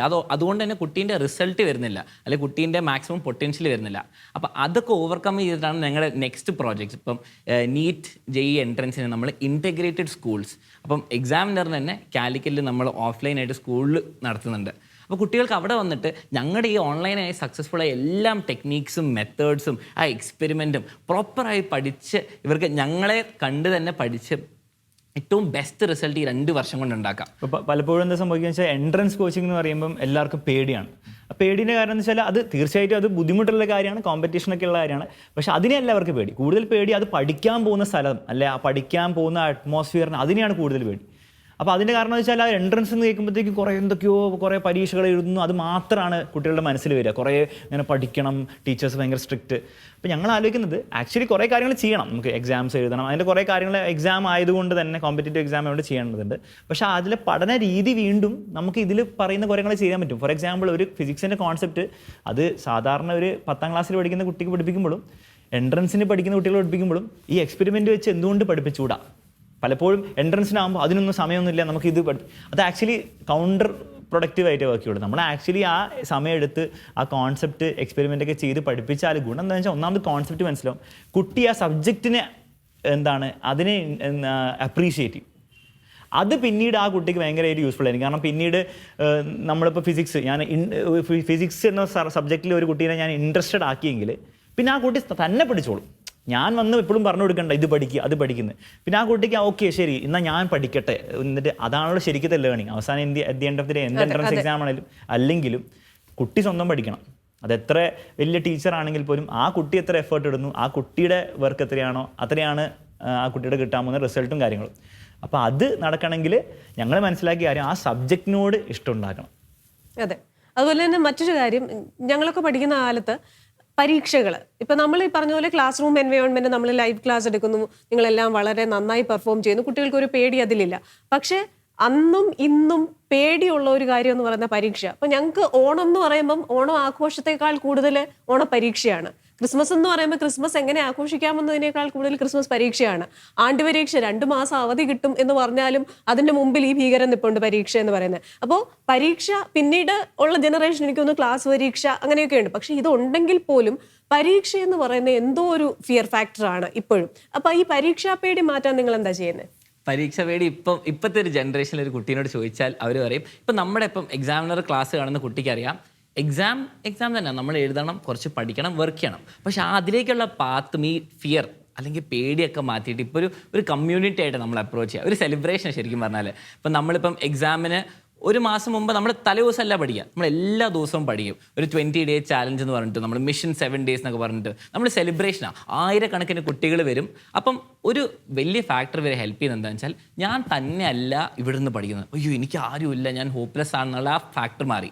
അതിന് പകരം യൂട്യൂബിൽ വരുമ്പോണ്ട് 10,000 നമ്മുടെ എക്സാമിന്റെ തലേന്നൊക്കെ 40,000 ആൾക്കാർ ഒറ്റ ക്ലാസ്സിൽ തന്നെ ഒരുമിച്ചിരുന്ന് കാണാറുണ്ട്. അപ്പോൾ കുട്ടി നോക്കുമ്പോൾ ഇത്രയും പേര് ഞങ്ങളൊരു അപ്പം ഞങ്ങളും അങ്ങനെയാണ് അഡ്രസ്സ് ചെയ്യുക. നമ്മളൊരു ഫാമിലി ആയിട്ട് ഇരുന്ന് പഠിക്കുന്നത്. നിങ്ങൾ ഓരോരോ വീടുകളിൽ ഇൻഡിവിജ്വൽ ആയിട്ടാണെങ്കിൽ പോലും നമ്മൾ ആക്ച്വലി ഒരു ഫാമിലിയാണ്, നമ്മൾ ഒരുമിച്ചിരുന്ന് പഠിക്കുകയാണ് നാളത്തെ എക്സാം. അപ്പോൾ അത് ആ കുട്ടിക്ക് മനസ്സിലാക്കുമ്പോൾ ആ കുട്ടിക്ക് അത് ഭയങ്കര ഹെൽപ്ഫുൾ ആയിരിക്കും. കുറേ പേര് എന്നെ പോലെ ഉണ്ട് ബുദ്ധിമുട്ടുള്ളവർ, ഞാനും അവരുടെ കൂടെ ഇരുന്നാണ് പഠിക്കുന്നത് എന്നുള്ള കാര്യം ആ കുട്ടിയുടെ സൈക്കോളജിക്കൽ. അപ്പം രണ്ടാമത്തെ ഒരു കാര്യത്തിൽ എന്താണെന്ന് വെച്ചാൽ ഈ കുട്ടികൾക്ക് സ്ട്രെസ്സ് വരൂല്ലേ. അപ്പോൾ പൊതുവേ എല്ലാവരും പറയുക സ്ട്രെസ്സ് അത് കുറയ്ക്കണം, അത് ടെൻഷൻ പാടില്ല, പരീക്ഷയുടെ സമയത്ത് പറയാം കാക്കാൻ ഒക്കെ അങ്ങനെ കുറേ കാര്യങ്ങൾ പറയും. പക്ഷേ കുട്ടികളതൊന്നും ചെയ്തു നോക്കാറില്ല. കുട്ടികൾക്ക് വീണ്ടും സ്ട്രെസ് ഉണ്ടാവും, ടെൻഷൻ ഉണ്ടാവും. അപ്പോൾ ഞങ്ങൾ ആക്ച്വലി ഇതിനെപ്പറ്റി സയൻറ്റിഫിക്കലി നമ്മൾ സ്റ്റഡി ചെയ്തത്, ഞങ്ങൾ എക്സ്പെരിമെൻറ്റ് ചെയ്തതല്ല, നമ്മളിതിൻ്റെ കുറേ ലിറ്ററേച്ചർ ഉണ്ട് ആക്ച്വലി പുറത്തൊക്കെ. നമ്മൾ പൊതുവേ നമ്മുടെ കൾച്ചറിൽ അത് അഡ്രസ്സ് ചെയ്യാത്തതാണ്. അപ്പോൾ ഞങ്ങളിത് സ്റ്റഡി ചെയ്തു, ബുക്സൊക്കെ വായിച്ചു, കുറേ പേരുടെ റിസർച്ചൊക്കെ നോക്കിയപ്പോൾ നമ്മൾ മനസ്സിലാക്കിയ ഒരു കാര്യം, ഒരു പാറ്റേൺ എന്താണെന്ന് വെച്ച് കഴിഞ്ഞാൽ ഈ സ്ട്രെസ് എന്ന് പറഞ്ഞ സാധനത്തെ നമ്മളിങ്ങനെ പേടിക്കുന്നതുകൊണ്ടാണ്. ആക്ച്വലി സ്ട്രെസ് നല്ലതാണ്. നമ്മളതിൻ്റെ സയൻറ്റിഫിക് ലിറ്ററേച്ചർ വായിച്ചാൽ നമുക്ക് മനസ്സിലാവും, നമ്മുടെ സ്ട്രെസ്സിനെ നല്ലതാണെന്ന് വിചാരിച്ചാൽ, എനിക്ക് സ്ട്രെസ്സ് വരുന്നത് കൊണ്ടാണ് എനിക്ക് നന്നായിട്ട് പെർഫോം ചെയ്യാൻ പറ്റുന്നത്, ഞാൻ അലേർട്ട് ആവുന്നത് എന്ന് ഞാൻ ആക്ച്വലി ബിലീവ് ചെയ്താൽ എനിക്ക് ആക്ച്വലി സ്ട്രെസ്സ് നല്ലതായിരിക്കും. അപ്പോൾ ഒരു കുട്ടി ആക്ച്വലി ചിന്തിക്കുകയാണ്, നാളെ പരീക്ഷ ഉള്ളതുകൊണ്ടാണ് ഞാൻ പഠിക്കുന്നത്, അല്ല ഞാൻ പഠിക്കില്ലായിരുന്നു അതുകൊണ്ടാണ് ഞാനിതൊക്കെ ചെയ്യുന്നത് എന്ന് ആ കുട്ടി വിചാരിച്ചാൽ ആ കുട്ടിക്ക് ആക്ച്വലി സ്ട്രെസ്സ് ഫീൽ ചെയ്യില്ല എന്നാണ് സത്യം. നേരെ മറിച്ച് അയ്യോ നാളെ പരീക്ഷ ഉണ്ടല്ലോ, അസൈൻമെൻറ്റ് ഉണ്ടല്ലോ, അത് ചെയ്യണമല്ലോ, ഇത് ചെയ്യണമല്ലോ, എന്നെ കൊണ്ടൊന്നും പറ്റില്ലോ എന്ന് ആക്ച്വലി ആ കുട്ടി വിശ്വസിക്കാൻ തുടങ്ങി കഴിഞ്ഞാൽ, സ്ട്രെസ്സ് മോശമാണെന്ന് വിശ്വസിച്ചാൽ ആക്ച്വലി ആ കുട്ടിക്ക് സ്ട്രെസ്സ് മോശമായിരിക്കും. അപ്പോൾ ഈ ഒരു കാര്യം നമ്മൾ കുട്ടികൾക്ക് പറഞ്ഞു കൊടുക്കും. ആക്ച്വലി നിങ്ങൾ ഇങ്ങനെയാണ് സംഭവം, ഇനി നിങ്ങൾ സ്ട്രെസ്സ് നല്ലതാണെന്ന് തന്നെ വിചാരിക്കും, ഇനി നിങ്ങൾ ട്രൈ ചെയ്ത് നോക്ക്. അപ്പോൾ ആക്ച്വലി ചേഞ്ച് വരുത്തെടുക്കാൻ പറ്റും. ഫോർ എക്സാമ്പിൾ ഇപ്പോൾ ഈ ഇൻ്റർവ്യൂവിന് മുൻപും ഞാനിവിടെ വന്നിട്ട് ഇരുന്ന സമയത്ത് നമ്മുടെ ഉള്ളിൽ ഒരു ഇതുണ്ടാവുമല്ലോ, നമ്മളിങ്ങനെ കുറേ ഇൻ്റർവ്യൂ ചെയ്ത ആളല്ല, അപ്പോൾ നമുക്ക് ഓബ്വിയസ്ലി ആ ഒരു ആങ്സൈറ്റിയൊക്കെ വരും. അപ്പോൾ ആ സമയത്ത് ഞാൻ ആക്ച്വലി ട്രൈ ചെയ്ത് നോക്കുന്ന, നമ്മളും പ്രാക്ടീസ് ചെയ്യുന്ന കാര്യമാണ്, ഇത് നല്ലതാണ് അതുകൊണ്ടാണ് ഞാൻ അലേർട്ടായിരിക്കുന്നത്, അല്ല ഞാൻ ഇങ്ങനെയൊക്കെ ഇരിക്കുന്നത്, ഞാൻ ആക്ച്വലി വെറുതെ ഒന്ന് വിശ്വസിച്ചാൽ മതി. അപ്പോൾ പിന്നെ എൻ്റെ മൊത്തം ബോഡി തന്നെ അതിന് മാറ്റിയെടുക്കും. എന്നെ ആക്ച്വലി എന്താണ് അതിനെ ആ ഇൻ്റർവ്യൂ അറ്റൻഡ് ചെയ്യാനും ഇതൊക്കെ അലേർട്ടാക്കും, ഹെൽപ്ഫുൾ ആക്കും. ആ സ്ട്രെസ്സ് എനിക്ക് ഫീൽ ചെയ്യില്ല. അപ്പോൾ അങ്ങനത്തെ കുറേ ടൂൾസ് ഉണ്ട്, സയൻറ്റിഫിക് ടൂൾസ് ഉണ്ട്. അത് നമ്മൾ ഇവർക്ക് പറഞ്ഞു കൊടുക്കും. ഞാൻ നേരത്തെ പറഞ്ഞ പോലെ തന്നെ അതിൻ്റെ റീസൺ അടക്കം പറഞ്ഞു കൊടുക്കുമ്പം അത് അവിടെ ആ പരീക്ഷയ്ക്ക് മാത്രമല്ല അവർക്ക് യൂസ്ഫുൾ ആയിരിക്കും, പിന്നീട് ലൈഫിൽ അവർക്ക് എന്താണ് അത് അപ്ലൈ പല ഇടങ്ങളിലായിട്ട് അപ്ലൈ ചെയ്യാൻ പറ്റുന്നു എന്നുള്ള ആ ഒരു കാര്യം കൂടി നമുക്ക് ചെയ്യാൻ പറ്റുന്നുണ്ട്. കുഞ്ഞുങ്ങളുടെ കാര്യത്തിൽ അത് ഓക്കെയാണ്. ഇപ്പോൾ നമ്മുടെ കുഞ്ഞുങ്ങൾ ന്യൂ ജനറേഷൻ കുട്ടികളാണ്. അവർ ശരിക്കും പറഞ്ഞാൽ നമ്മൾ അവരുടെ കൂടെ നിന്ന് ചിന്തിക്കേണ്ട പല കാര്യങ്ങളുണ്ട്. അവർ ജനിക്കുമ്പോൾ അവർക്ക് കിട്ടുന്ന ടെക്നോളജി, ഞാൻ ജനിക്കുമ്പോൾ എനിക്ക് മൊബൈൽ ഫോൺ അല്ലെങ്കിൽ ഇൻ്റർനെറ്റ് ഇങ്ങനെയൊക്കെയുള്ള സംഭവങ്ങൾ ഉണ്ടാകുമെന്ന് ചിന്തിക്കാൻ പോലും പറ്റാത്ത ഒരു അവസ്ഥയിലാണ് ഞാൻ ജനിക്കുന്നത്. പക്ഷേ ഇപ്പോഴത്തെ കുഞ്ഞുങ്ങൾ അവർ ജനിച്ചു വീഴുന്നത് അങ്ങനെ ഒരു ലോകത്തേക്കാണ്. അപ്പോൾ അവർ കാര്യങ്ങളെ കാണുന്നതും ചിന്തിക്കുന്നതും ഒക്കെ വേറൊരു രീതിയിലാണ്. അവരെ നമ്മൾ ടൈം ചെയ്യുക എന്ന് പറയുന്നത് കമ്പാരിറ്റീവ്ലി ഈസിയുമാണ്. പക്ഷേ ഇവർ വളർത്തപ്പെടുന്നത് വേറൊരു കാലഘട്ടത്തിൽ ജീവിച്ച മാതാപിതാക്കളാണ്. അപ്പം പലപ്പോഴും നമ്മൾ കുട്ടികളെ ഇങ്ങനെ ട്രെയിൻ ചെയ്യുന്നു എന്ന് പറയുമ്പോൾ മാതാപിതാക്കൾക്ക് അത് ഡൈജസ്റ്റ് ചെയ്യാനുള്ള ഒരു കണ്ടീഷൻ കുറവായിരിക്കും. അപ്പം നിങ്ങൾ എങ്ങനെയാണ് മാതാപിതാക്കളെയും ഈ ഒരു സിസ്റ്റത്തിലേക്ക് കൊണ്ടുവരണ്ടേ? കാരണം അവരും മക്കളെ നിങ്ങൾ ഇതിൽ പോകണം, അല്ല നിങ്ങൾ ട്രഡീഷണൽ രീതിയിൽ പോകണ്ട എന്ന് അവരെ കൊണ്ട് പറയിക്കണമെങ്കിൽ അതിനൊരു എഫേർട്ട് വേണം. അതെ, അത് ആക്ച്വലി വേണ്ടി വന്നിട്ടില്ല. അതായത് പലപ്പോഴും അത് ഓട്ടോമാറ്റിക് ഒരു പ്രോസസ്സായിട്ട് നടക്കാറുണ്ട്. അതായത് ഒരു ചെറിയൊരു എക്സാമ്പിൾ പറയാം. ഒരു കുട്ടി ഉണ്ടായിരുന്നു. അപ്പോൾ ആ കുട്ടിയുടെ കഥയാണ്, ആക്ച്വലി നടന്നൊരു കഥയാണ്. അപ്പോൾ ഞങ്ങൾ രണ്ടാളും ആക്ച്വലി വെറുതെ ഒരു ദിവസം റോഡ് സൈഡിൽ ജ്യൂസ് കുടിച്ചിങ്ങനെ നിൽക്കുന്ന സമയത്ത് ഒരു സ്ട്രേഞ്ചർ ആയിട്ടുള്ള ഒരു മനുഷ്യൻ സ്കൂട്ടറിൽ വന്ന് ഇറങ്ങി അലക്സ് സാറല്ലേ എന്നൊക്കെ പറഞ്ഞു. അപ്പോൾ ഞങ്ങൾ വിചാരിച്ചു ഓക്കെ റാൻഡം ആളായിരിക്കും. ഒരു 30-35 ഏജുള്ള ആളായിരുന്നു. അപ്പോൾ അദ്ദേഹം പറഞ്ഞു അദ്ദേഹത്തിൻ്റെ യങ്ങർ ബ്രദർ നമ്മുടെ ക്ലാസ് കാണാറുണ്ട്, ഒന്ന് ഫോണൊക്കെ വിളിച്ച് തരട്ടെ എന്ന് പറഞ്ഞ് സംസാരിക്കാൻ നോക്കി, പക്ഷേ ഫോൺ കിട്ടിയില്ല. പിന്നീട് കഥ പറഞ്ഞപ്പോഴാണ് മനസ്സിലായത് ആ കുട്ടിക്ക് 10th പഠിക്കുന്ന സമയത്ത് ADHD ഡിസോർഡറായിട്ട് ഡയഗ്നോസ്ഡ് ആയിരുന്നു. അപ്പോൾ അത് മാത്രമല്ല പല മെൻ്റൽ ബുദ്ധിമുട്ടും ആ കുട്ടിക്ക് ഡെവലപ്പ് ചെയ്യാൻ തുടങ്ങി. പല അഡിക്ഷൻസ്, മോശം കാര്യങ്ങളുള്ള അഡിക്ഷൻസ്, പിന്നെ പഠനമൊന്നുമില്ല, റൂമിൽ പൂട്ടിയിരിക്കും, ചിലപ്പം റോഡിലേക്ക് ഇറങ്ങി നടക്കാനൊന്നും, എവിടെയൊക്കെ പോകും, അങ്ങനെ പല ബുദ്ധിമുട്ടുകളായിരുന്നു ആ കുട്ടി ഉണ്ടായിരുന്നത്. അപ്പോൾ ഈ കുട്ടിയുടെ ഒരു അഡിക്ഷൻ എന്താണെന്ന് വെച്ചാൽ ഈ യൂട്യൂബിൽ ഇങ്ങനെ ഷോർട്സ്, ഇങ്ങനെ വെറുതെ റാൻഡം ഷോർട്സ് ഒക്കെ ഇല്ലേ, വ്ളോഗും അതൊക്കെ കാണാൻ ഒരു വലിയ അഡിക്ഷൻ ആയിരുന്നു. അപ്പോൾ അങ്ങനെ ഒരു പ്രാവശ്യം ഇങ്ങനെ കണ്ടുകൊണ്ടിരിക്കുന്ന ഇടയിൽ നമ്മുടെ ഒരു വീഡിയോ കണ്ടു, അത് ഇഷ്ടപ്പെട്ടു, ആ സ്റ്റൈലും സംസാരമൊക്കെ ഇഷ്ടപ്പെട്ടു. അങ്ങനെ ആ കുട്ടി ആക്ച്വലി ക്ലാസ്സൊക്കെ കാണാൻ തുടങ്ങി, ഡെയിലി വന്ന് ക്ലാസ് കാണാൻ തുടങ്ങി. ബാക്കിയുള്ള കാര്യങ്ങളിലൊക്കെ നേരത്തെ പറഞ്ഞ അഡിക്ഷൻസ് ഒക്കെ ഉണ്ടായിരുന്നു, ബുദ്ധിമുട്ടുണ്ടായിരുന്നു. പക്ഷേ എല്ലാ ദിവസവും ലൈവ് ഉള്ള സമയത്ത് ഈ കുട്ടി വന്ന് കാണും. അങ്ങനെ കണ്ട് 10th ക്ലാസ്സിൽ ആ കുട്ടിക്ക് ഒരു A+ മാത്രമേ മിസ്സായിട്ടുള്ളൂ. ബാക്കിയുള്ളതൊക്കെ ഫുൾ A+ വാങ്ങിച്ച് +1 ഇപ്പോൾ ആക്ച്വലി പഠിക്കുന്നുണ്ട്. അപ്പോൾ ഓരോരോ ബുദ്ധിമുട്ടുകൾ സൈക്കോളജിക്കൽ ട്രീറ്റ്മെൻറ്റുമായിട്ട് അത് കുറഞ്ഞുകൊണ്ട് വരുന്നുണ്ട്. അതേസമയം ഈ ഒരു ക്ലാസ്സുകൾ ആ കുട്ടിയെ ആക്ച്വലി ചേഞ്ച് ചെയ്തു.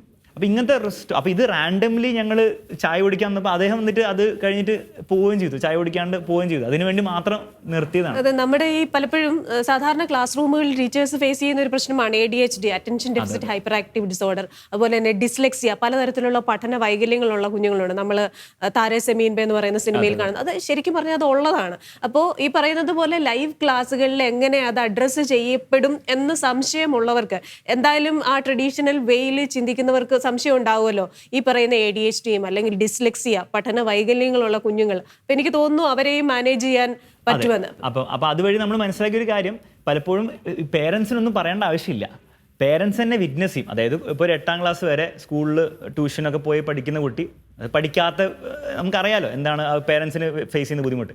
പെട്ടെന്ന് ആ കുട്ടി ചിലപ്പോൾ ഒരു ദിവസമായിരിക്കും യാദൃശ്ചികമായിട്ട് നമ്മുടെ ക്ലാസ്സസ് ഡിസ്കവർ ചെയ്യുന്നത്. ആ പേരൻറ്റ് നോക്കുമ്പോൾ കുട്ടി വൈകുന്നേരം തന്നെ വന്നിരുന്ന് കാണുന്നു. കാരണം നമ്മുടെ യൂട്യൂബിലെ ക്ലാസ് എന്ന് പറഞ്ഞാൽ ഫ്രീ ക്ലാസ്സാണ്, നമുക്കിങ്ങനെ ഇരുത്തി കാണിക്കാൻ പറ്റില്ല ആരും. ആ കുട്ടി തന്നെ വിചാരിക്കണം. അപ്പോൾ ആ കുട്ടി വന്നിരുന്ന് കാണുന്നു പേരൻറ്റ് കണ്ടു കഴിഞ്ഞാൽ പിന്നെ അവിടെ ഒരു കൺവിൻസിങ്ങിൻ്റെ ഇഷ്യൂ ഇല്ല. കാരണം പേരൻറ്റ് നോക്കുമ്പോൾ ഇന്നേ വരെ പേരൻറ്റ് കുറേ ട്രൈ ചെയ്തു, സ്കൂളിലെ ടീച്ചേഴ്സ് ട്രൈ ചെയ്തു, പഠിക്കണം എന്ന് പറഞ്ഞിട്ട്. പക്ഷേ ഈ കുട്ടി തന്നെ ഇരുന്ന് കാണുന്നു എന്നൊരു പോയിന്റ് എത്തിക്കഴിഞ്ഞാൽ പിന്നെ പേരൻസിനെ നമ്മൾ കൺവിൻസ് ചെയ്യേണ്ട ഒരു ഇഷ്യൂ അവിടെ വരുന്നില്ല.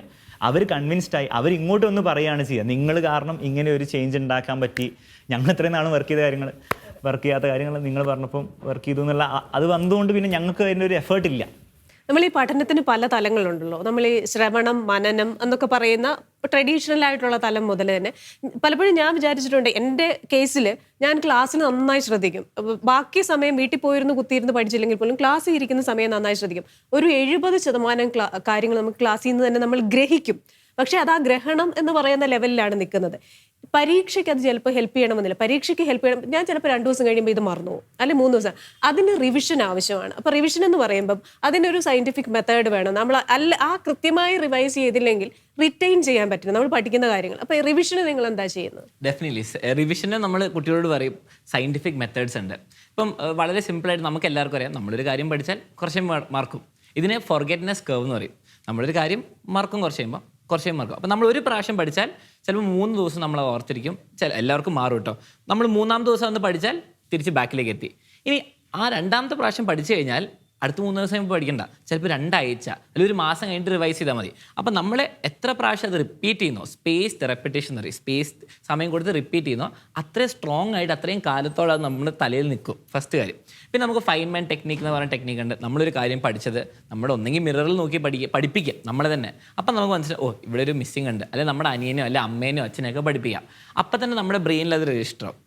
ഓക്കെ, ഇതൊക്കെ ഹെൽപ്പ് ചെയ്യും വളരെ നമ്മൾ പഠിക്കുന്ന കാര്യം നമ്മുടെ തലയിൽ കയറാൻ വേണ്ടിയിട്ട്. ഇതുപോരാതെ ഒരു 10 മിനിറ്റ് നമ്മൾ പഠിച്ചു കഴിഞ്ഞിട്ട് ഒരു 10 സെക്കൻഡ് റെസ്റ്റ് എടുത്താൽ, this is the latest science, okay, micro rest എന്ന് പറയും. നമ്മൾ പഠിച്ച കാര്യം നമ്മുടെ ബ്രെയിനിൽ ഒരു 10 ടൈംസ് ഫാസ്റ്റായിട്ട് റീവൈൻഡ് ആവും. അപ്പോൾ നമ്മൾ 10 മിനിറ്റ് പഠിച്ചു, 10 സെക്കൻഡ് റെസ്റ്റ് എടുത്താൽ മൈക്രോ റെസ്റ്റിൽ നമ്മുടെ ബ്രെയിൻ അത് റീവൈൻഡ് ചെയ്ത് പഠിക്കും. അത് നമ്മുടെ ടെമ്പററി സ്റ്റോറേജ് എന്ന് പറയും, പെർമനൻറ്റിലേക്ക് പോകും. അപ്പോൾ ഇങ്ങനത്തെ കാര്യങ്ങളൊക്കെ സയൻറ്റിഫിക് കാര്യങ്ങൾ ഇവരെ പഠിപ്പിച്ചു കൊടുക്കും, ഇവരെ കൊണ്ട് ചെയ്യാൻ പറയും. അതിൻ്റെ എക്സാമ്പിൾസ് കാണിച്ചു കൊടുത്താൽ ഇവർക്ക് വളരെ യൂസ്ഫുൾ ആണ് റിവിഷനിൽ. അതെ, പലപ്പോഴും ഈ ഷോർട്ട് ടേം മെമ്മറി എന്ന് പറയുന്നതും എക്സാം പോയിന്റ് ഓഫ് വ്യൂവിൽ അല്ലെങ്കിൽ നമ്മുടെ ലൈഫിൽ റീറ്റെയിൻ ചെയ്യേണ്ട കാര്യങ്ങളുണ്ട്. ആ ലോങ് ടേം മെമ്മറി എന്ന് പറയുന്നതും അത് എൻഹാൻസ് ചെയ്യുന്ന രീതിയിൽ എത്രത്തോളം നമ്മുടെ വിദ്യാഭ്യാസ രീതി വന്നിട്ടുണ്ട് എന്ന് എനിക്കറിയില്ല. ഇനി നമുക്ക് നമ്മുടെ വാല്യൂ പ്ലസിന്റെ ഒരു സിഗ്നേച്ചർ ക്വസ്റ്റ്യൻ ആണ്, എല്ലാ ഗസ്റ്റുകളോടും നമ്മൾ ചോദിക്കുന്നതാണ്. ഇപ്പം നിങ്ങളുടെ ഈ ചെറിയ പ്രായത്തിൽ തന്നെ ഈ പറയുന്നത് പോലെ കുട്ടികളുടെ പഠനഭയം മാറ്റി ഒരു ആപ്പ് ഡെവലപ്പ് ചെയ്തു, വിദ്യാഭ്യാസ രീതിയെ കുറച്ച് പരിഷ്കരിക്കാനുള്ള നിങ്ങളുടെ ഓൺ ശ്രമങ്ങൾ നിങ്ങളുടേതായ രീതിയിൽ നടക്കുന്നുണ്ട്. പക്ഷേ വിജയം എന്ന് പറയുമ്പോൾ നിങ്ങൾ ഓരോ കുഞ്ഞുങ്ങളോടും പറയുമ്പോൾ നമ്മൾ വിജയം എന്ന വാക്ക്, ഈ 3 അക്ഷരമുള്ള വാക്ക് പലപ്പോഴും ഉപയോഗിക്കാറുണ്ട്. നിങ്ങളെ സംബന്ധിച്ചിടത്തോളം എന്താണ് വിജയം? രണ്ടുപേർക്കും നിങ്ങൾ ബ്രദേഴ്സാണ്, എന്നാൽ പോലും യുണീക്കാണ്. അപ്പോൾ രണ്ടുപേർക്കും വിജയം എന്ന് പറയുന്നത് 2 രീതിയിലായിരിക്കും. അപ്പോൾ രണ്ടുപേരും നിങ്ങൾ എങ്ങനെയാണ് വിജയത്തെ ഡിഫൈൻ ചെയ്യുന്നത്? അപ്പം ഞാൻ എന്നെ തന്നെ നമ്മളൊരു ബിസിനസ്സാണ് the end of the day നടത്തുന്നത് ഒരു പുറത്തുനിന്ന് നോക്കുമ്പോൾ. പക്ഷെ ഞങ്ങളെ ടീച്ചേഴ്സായിട്ട് തന്നെയാണ് ഇപ്പോഴും കൺസിഡർ ചെയ്യുന്നത്. അതുകൊണ്ട് തന്നെയാണ് ഞങ്ങൾക്ക് എല്ലാ ദിവസവും ഞങ്ങൾ ക്ലാസ് എടുക്കുകയും ചെയ്യുന്നുണ്ട്. അപ്പോൾ ആസ് എ ടീച്ചർ ഞാൻ സക്സസ്ഫുൾ ആവുക എപ്പോഴാണെന്ന് വെച്ചാൽ, ഞാൻ പഠിപ്പിച്ച ഫിസിക്സ് ഒരു കുട്ടിക്ക് മനസ്സിലാവുമ്പോഴും അല്ല, അത് ആ കുട്ടി പിന്നീട് യൂസ് ചെയ്യുന്നുണ്ടോ എന്നുള്ള കാര്യം എൻ്റെ കാര്യമല്ല. പക്ഷെ എൻ്റെ ക്ലാസ്സിൽ ഇരുന്നത് കൊണ്ട്, അല്ല ഞാൻ ആ കുട്ടിയെ പഠിപ്പിച്ചതുകൊണ്ട് ഏതെങ്കിലും ഫീൽഡിൽ അല്ല എന്തെങ്കിലും കാര്യത്തിൽ ആ കുട്ടിക്ക് എന്തെങ്കിലും ഒരു യൂസ് വന്നാൽ, ലൈഫിൽ എപ്പോഴെങ്കിലും അതുകൊണ്ടൊരു ഗുണം വന്നാൽ ഞാൻ സക്സസ്ഫുൾ ആയിരുന്ന കാര്യം ഞാൻ കൺസിഡർ ചെയ്യും. അലോങ് ദ സെയിം ലൈൻസ്, നമ്മളൊരു കുട്ടീൻ്റെ ഒരു ലൈഫിൽ ചെറിയൊരു ഹെൽപ്പ് അല്ലെങ്കിൽ ഒരു ഓവർകം ചെയ്യാൻ ഹെൽപ്പ് ചെയ്ത്, ഇപ്പോൾ സ്റ്റഡീസ് ആയിക്കോട്ടെ, അതേപോലെ തന്നെ ഡെയിലി ലൈഫ് ആയിക്കോട്ടെ, നമ്മൾ മോട്ടിവേഷനൊക്കെ വെച്ചിട്ട് ഹെൽപ്പ് ചെയ്യാൻ പറ്റിയാൽ ഡെഫിനറ്റ്ലി അതുണ്ട്, അത് നമുക്ക് വിജയം എന്ന് വിളിക്കാം. അതുപോരാതെ നമ്മളിപ്പോൾ പറഞ്ഞ ഈ മെത്തേഡ്സ് ഇപ്പോഴും സ്കൂൾ കുട്ടികൾക്ക് ഞങ്ങൾക്ക് എത്തിച്ചു കൊടുക്കാൻ പറ്റി, എല്ലാ ദിവസവും പോകുന്ന കുട്ടികൾക്ക്. അതുപോരാതെ നമ്മൾ പറഞ്ഞ പോലെ ഈ ഇൻറ്റഗ്രേറ്റഡ് സ്കൂളിലും അതിലേക്ക് ഈ സക്സസ്ഫുൾ സ്റ്റോറീസ്, ഈ സ്ട്രെസ് ഫ്രീ എൻവയറമെൻറ്റും ഏറ്റവും എഫക്റ്റീവായ മെത്തേഡ്സൊക്കെ നമ്മുടെ ഈ നീറ്റ് കുട്ടികൾക്കും എത്തിക്കണം എന്നാണ് ഞങ്ങളുടെ നെക്സ്റ്റ്. അപ്പോഴാണ് നമ്മൾ വിജയം എന്ന് പറയാം. അപ്പോൾ ഞങ്ങൾ അടുത്ത വിജയം വെക്കും. ഇങ്ങനെ നമ്മൾ സക്സസ്ഫുൾ ആവാൻ നോക്കിക്കൊണ്ടിരിക്കുകയാണ് ഡെയിലി. അതെ, നിങ്ങൾ ഈ പറയുമ്പോൾ എവിടെയോ പണ്ട് വായിച്ചിട്ടുള്ളത് ഓർക്കുന്നു. ടീച്ചേഴ്സ് എന്ന് പറഞ്ഞാൽ they are actually training the students how to get along without them. ആ ടീച്ചർ ഇല്ലാതെ എങ്ങനെ ലൈഫ് സിറ്റുവേഷനെ ഇവർ നേരിടാം എന്നവരെ പ്രാപ്തരാക്കുമ്പോൾ അപ്പോഴാണ് ഒരു ടീച്ചറിൻ്റെ വിജയം എന്ന് നമ്മൾ പലപ്പോഴും വായിച്ചിട്ടുണ്ട്. അപ്പോൾ എന്തായാലും ഞാനൊക്കെ ഈ ക്ലാസ്സിൽ എത്ര പേർക്ക് ടീച്ചർ ആകാൻ ആഗ്രഹമുണ്ടെന്ന് ചോദിക്കുമ്പോൾ ഒരു കൈയൊക്കെ വളരെ കഷ്ടപ്പെട്ടിട്ടാണ് പോകുന്നത്. പക്ഷേ ഇപ്പം നിങ്ങൾ ഈ കൊണ്ടുവന്ന ആ രീതിയിൽ കൂടെ എനിക്ക് തോന്നുന്നു കുറേ യങ്സ്റ്റേഴ്സിന് കുറച്ചുകൂടെ എന്താ പറയുന്നത്, കുട്ടികളിലേക്ക് എത്തി കുറച്ച് പേർക്കും കൂടെ ടീച്ചേഴ്സ് ആകാനുള്ള, അല്ലെങ്കിൽ ഈ പറയുന്ന ടീച്ചേഴ്സ് എന്ന് പറയുന്ന വംശം തന്നെ അന്യം നിന്ന് പോകും ഒരു കുറച്ച് നാളൂടെ കഴിഞ്ഞാലെന്ന് നമ്മൾ ചിന്തിക്കുന്ന സമയത്താണ് നിങ്ങൾ വരുന്നത്. അപ്പോൾ ഒരുപാട് പേര് ഈ ഒരു മേഖലയിലേക്ക് വരട്ടെ. നിങ്ങളുടേതായ രീതിയിൽ കൂടുതൽ കുഞ്ഞുങ്ങളെ സന്തോഷിപ്പിച്ചുകൊണ്ട് ഈ പറയുന്ന പോലെ പഠനം മറ്റ് ലഹരികളിൽ നിന്ന് മാറി പഠനം ഒരു ലഹരിയായി അവർക്ക് നീങ്ങാൻ സഹായിക്കട്ടെ. കൂടുതൽ ആളുകളിലേക്ക് നിങ്ങൾക്ക് എത്തിച്ചേരാനാവട്ടെ. Thank you so much. Thank U.